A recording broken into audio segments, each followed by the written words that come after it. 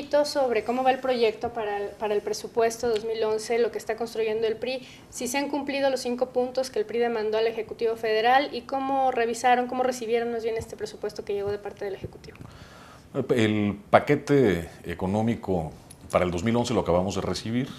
Es una propuesta que hace el Ejecutivo Federal por ley de ingresos y presupuesto de egresos. Francamente es un presupuesto sin sorpresas, es un presupuesto inercial, es un presupuesto, yo te diría que tiene las trampas tradicionales de un presupuesto presentado por un gobierno de derecha. Baja en términos del año pasado la propuesta para la inversión pública en infraestructura, en campo, es decir, los temas que el PRI tradicionalmente ha defendido los manda con una baja significativa. Me parece que no es un presupuesto realista en términos de cifras macroeconómicas. El tema del déficit, precio de petróleo, crecimiento, nivel de recaudación, son temas que se tendrán que revisar con toda responsabilidad y que lo vamos a revisar y modificar con toda responsabilidad.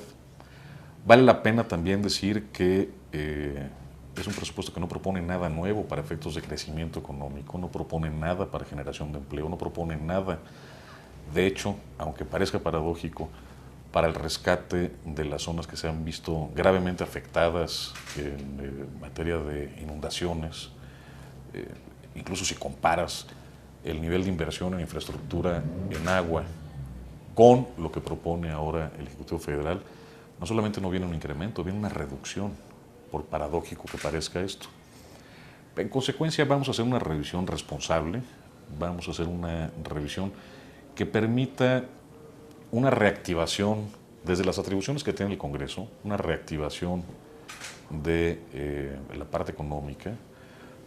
Estamos planteando una revisión integral en ley de ingresos a lo que tiene que ver, por ejemplo, con el presupuesto de gastos fiscales, que son los tratamientos fiscales especiales, para que la Secretaría de Hacienda tenga que enviarle al Congreso los indicadores que permitan medir el impacto social y económico de cada tratamiento fiscal especial, es decir, de cada impuesto que no se cobra completo en algunos sectores, que tengamos esos indicadores para poder tomar las decisiones de cuáles se deben de quitar y cuáles se tienen que mantener.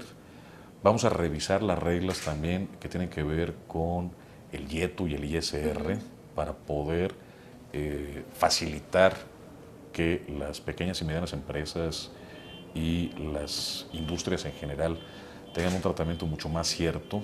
Vamos en materia de IVA a reducir un punto porcentual en la tasa general del 16 al 15 y del 11 al 10 en la zona fronteriza. Y del lado del gasto, con toda responsabilidad, vamos a reorientar en las que nos parece son prioridades nacionales. Vamos a fortalecer la educación pública superior, vamos a tener un énfasis en el tema del campo mexicano, de infraestructura, de agua y evidentemente todo lo que pueda generar empleo y redistribuir el ingreso entre la sociedad. Aquí, más allá de un debate mezquino entre filias y fobias partidarias, de lo que se trata es de que el dinero que administra el gobierno federal se gaste bien y se gaste a tiempo. Hoy lamentablemente hemos tenido un gobierno caro y malo, caro en función de lo que le cuesta a los mexicanos y malo en función de los resultados específicos que está dando el gobierno federal. Por eso vamos a reforzar los temas que nos parecen prioritarios y todo lo que vaya encaminado a fortalecer la reactivación económica, la generación de empleo y evidentemente los temas de seguridad pública, pero con rendición de cuentas, los vamos a reforzar. Diputado, hay un tema que a la población le cuesta un poquito entender en el asunto del déficit. En este paquete, bueno, se hablaba de reducir el déficit, me parece que al 0.03%, y el PRI expresaba que en estos momentos pues, podría ser algo peligroso para la economía. ¿Usted nos podría ampliar un poquito más cómo es este panorama y por qué no se puede reducir así? Viene una reducción del déficit. ¿Qué es el déficit? Finalmente el déficit es deuda pública, sin nada más que es deuda pública tasa cero. Que esto es muy importante decirlo. No es este discurso tradicional de vamos a endeudar al país en forma irresponsable. No, es tener un déficit adecuado por el tamaño de la economía mexicana, por las perspectivas de crecimiento económico que tenemos, que están alrededor del 4 o 5%, y que sea evidentemente temporal. Lo que resulta paradójico es que países como Alemania, como Estados Unidos, con economías evidentemente más robustas que la nuestra, tienen déficits de varios puntos porcentuales de su Producto Interno Bruto, y el año pasado se aprobó un déficit del 0.75% del Producto Interno Bruto. Hoy manda el Ejecutivo Federal una propuesta alrededor del 0.3%, es decir, reduce el déficit, lo que es, insisto, un crédito tasa cero. Y seguramente lo revisaremos con toda responsabilidad, pero me llama mucho la atención que del otro lado de la mesa escucho argumentos catastrofistas, en el sentido de que esta parte dogmática de que si le mueves 1.1 el país se va a caer a pedazos. Sí resulta paradójico que en un país en donde el empleo no llega, el salario no alcanza, la infraestructura no es suficiente, en donde tenemos muchos estados con una devastación brutal por las inundaciones, tengamos una franja hacendaria dogmática queriendo quedar bien con los analistas extranjeros, aunque queden mal con los ciudadanos.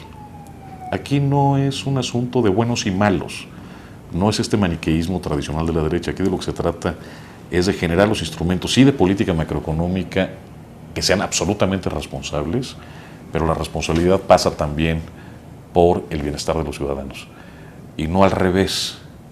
Hoy tenemos un gobierno que tiene dinero, que lo gasta mal, que lo gasta tarde y que lo gasta con visiones electoreras.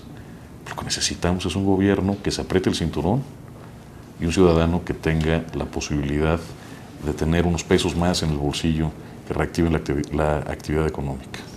Regresando a este punto de la baja de los impuestos del 16 al 15 y del 11 al 10 en la frontera, lo que se está buscando, según el PRI, es poder reactivar el mercado interno y la economía de los mexicanos, que puedan tener, bueno, que sus ingresos les alcancen para un poquito más.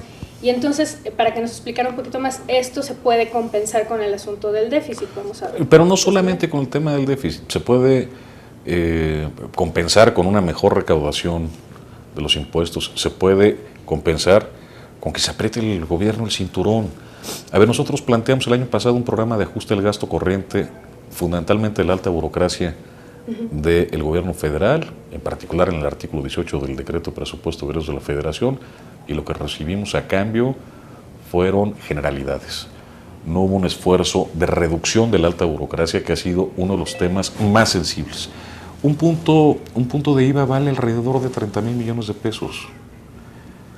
Y se puede compensar perfectamente bien con reducción de burocracia, se puede compensar perfectamente bien con el precio del petróleo, que está subestimado también, se puede compensar perfectamente bien por ajustes en el gasto del gobierno, no solamente de la alta burocracia, y con una más eficiente dirección en el ejercicio del gasto. ¿Para qué te sirve un gobierno con dinero que gasta mal y a destiempo si al ciudadano no le alcanza? ¿Es suficiente para que le alcance al ciudadano bajar un punto del IVA? Yo creo que no. Yo creo que es solo un aliciente, que responde también a el engaño que sufrimos el año pasado. El año pasado nos dijeron que había un hoyo fiscal de tal tamaño que si no subíamos ese punto y se iba a desmoronar la economía nacional.